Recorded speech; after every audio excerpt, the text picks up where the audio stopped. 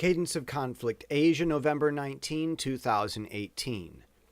In Taiwanese politics, a mayor candidate's comments about his own benefits from drinking honey lemonade sparked retribution from the medical community.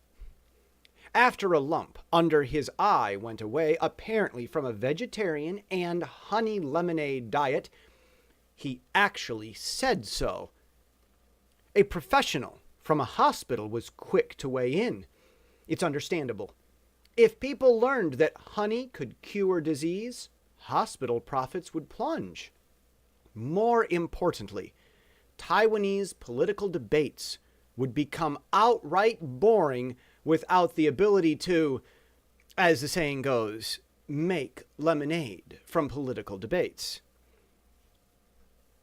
But lemonade really is important. Google search results even saw a spike after this essential talk of Taiwanese politics made news.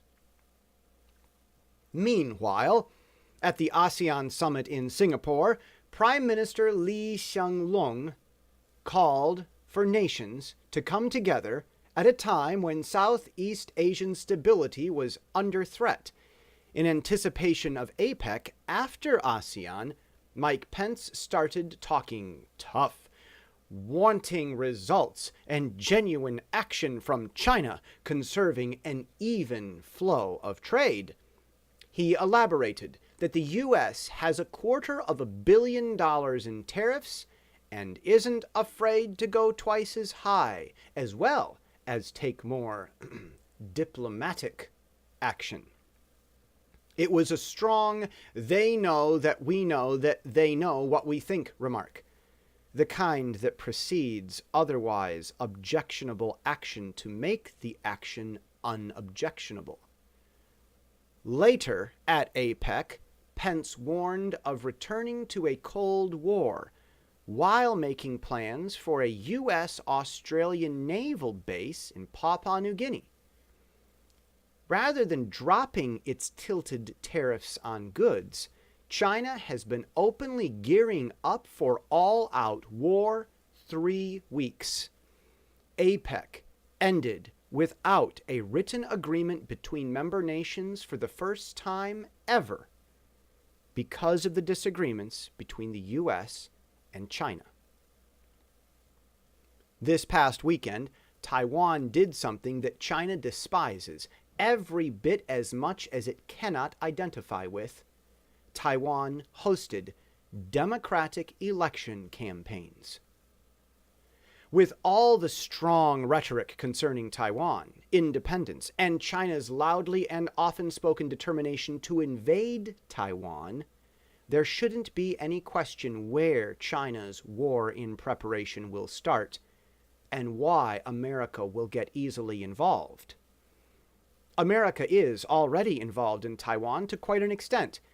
AIT, the unofficial yet de facto U.S. embassy in Taiwan, had an interview scheduled for release with a large TV network in Taiwan. But after the interview, the TV network, TVBS, scrapped the interview. So, AIT shared the interview on its Facebook page, rather than relying on TVBS.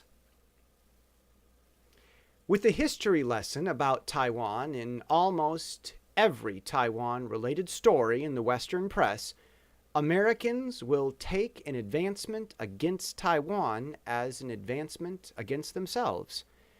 China would be perceived as an aggressor, and rightly so.